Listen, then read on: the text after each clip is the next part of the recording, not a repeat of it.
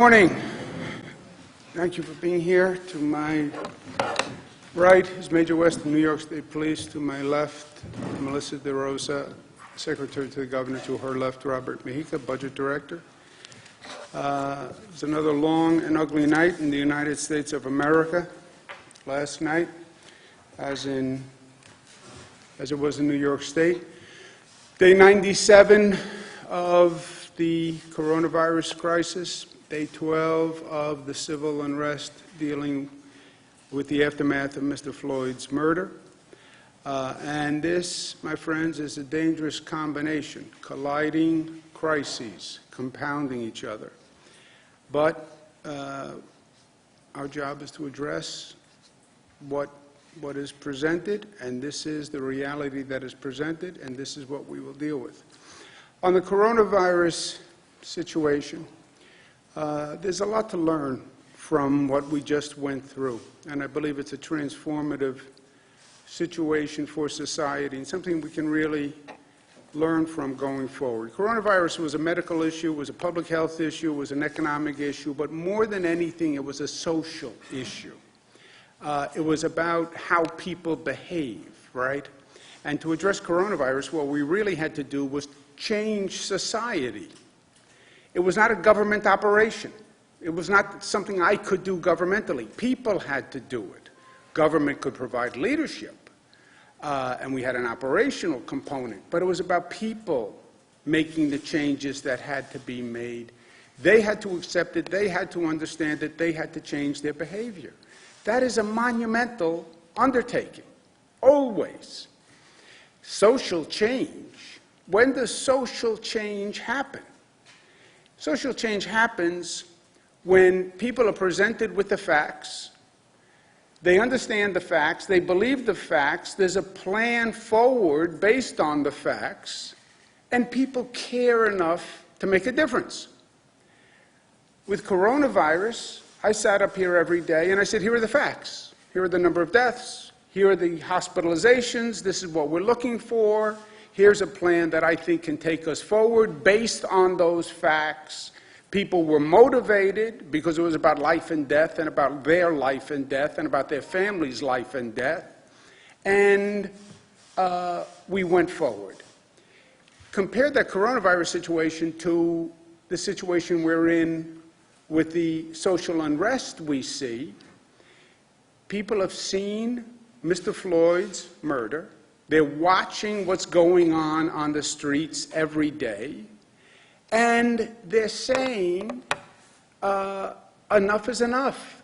And it's what they are seeing and what they know that is disturbing. And we're going to show you again, for those of you who haven't seen, a scene from Buffalo and a scene from New York City, because this is a story all across the state.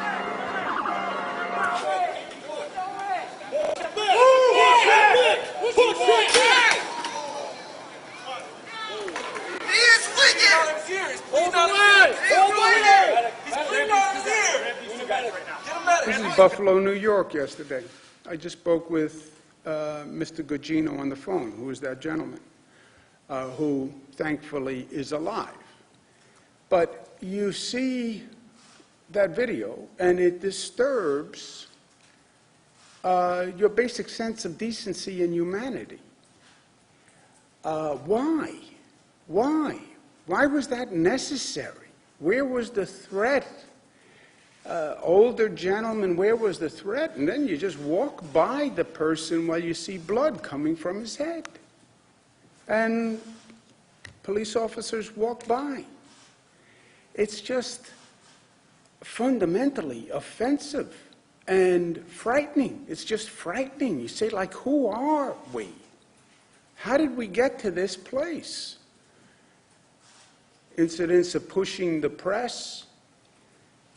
You have incidents of police getting hit with bricks in the head. You say, where are we?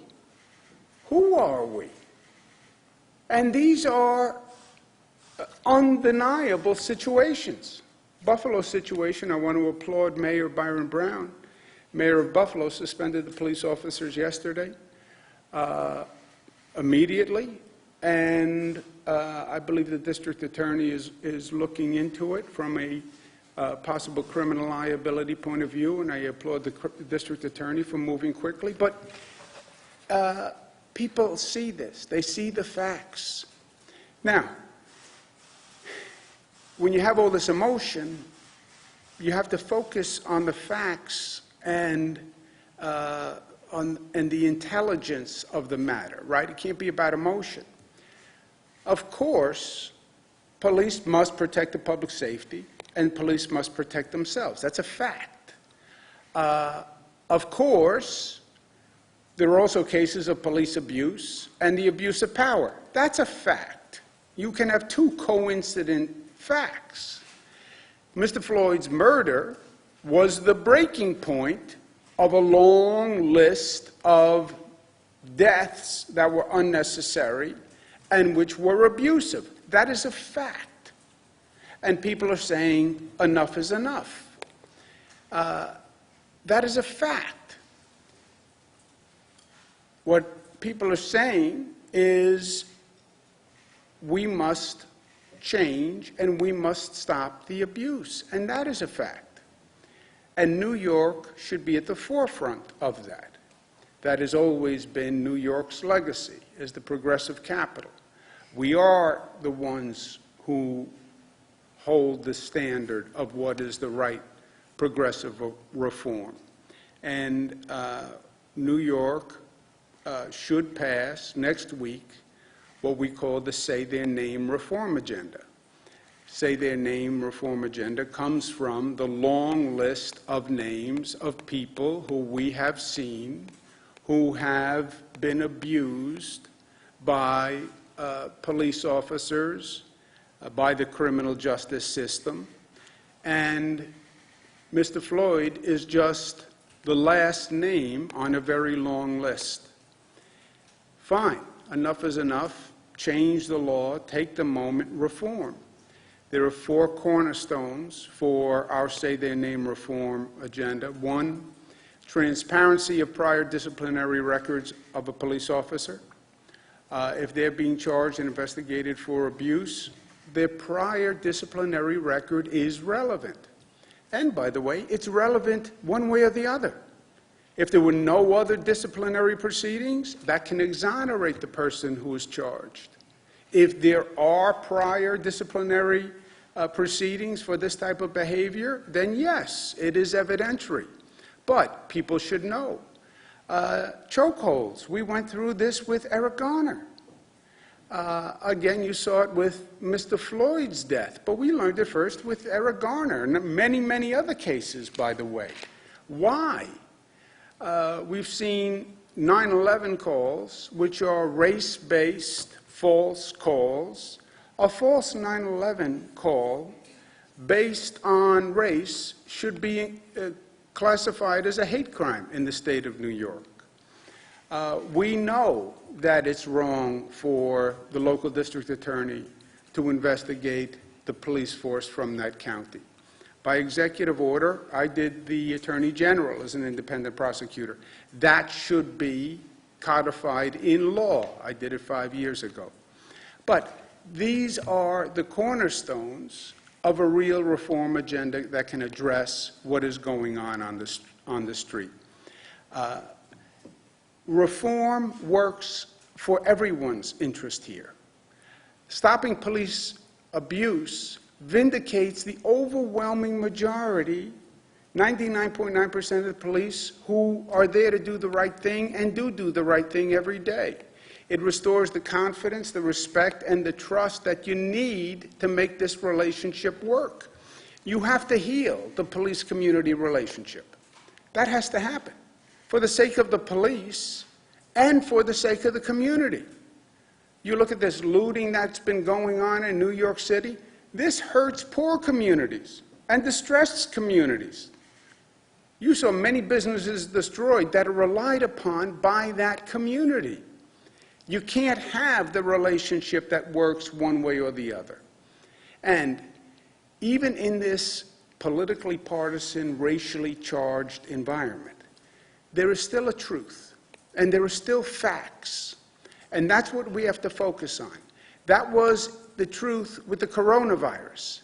Even though it was all political and everything was partisan and Democrat, Republican, and red and blue, it was never, they offer us false choices. COVID, coronavirus, well, do you want to save people's lives or reopen the economy?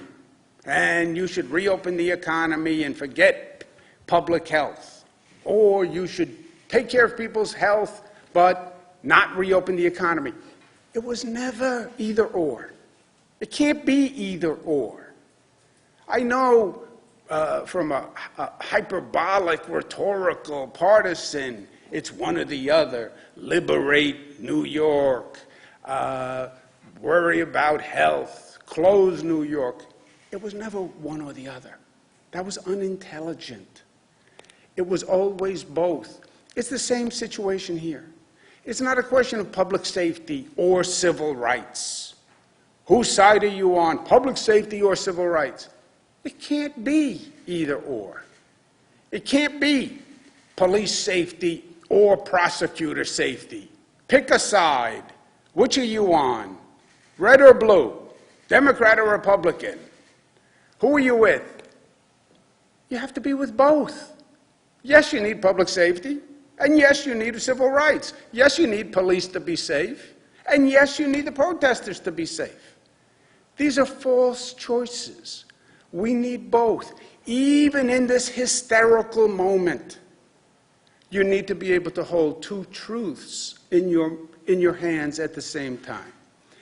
How do we change society to make these reforms happen? How do you have a new societal awareness? Can you do that? Can you change behavior to respect one another? You're darn right you can.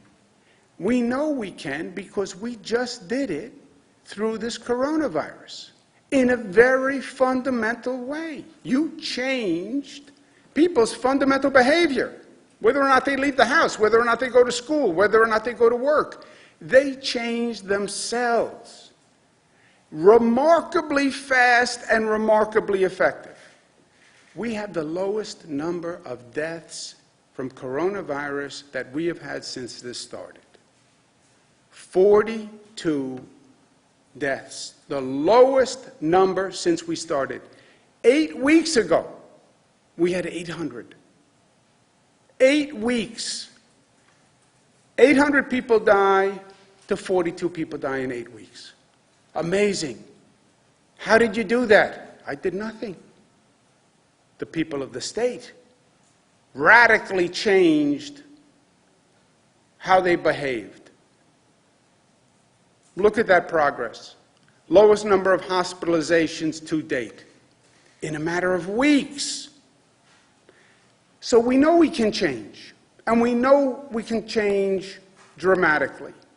People are focused.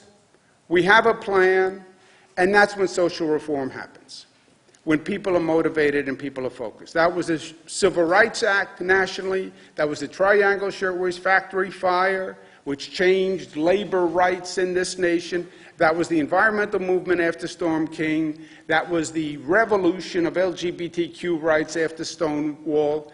That's what we just saw in coronavirus, which will go down in history as one of the great transformational moments of society.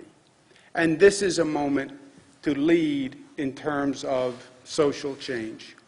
And we will do it because we are New York tough, smart, united, disciplined.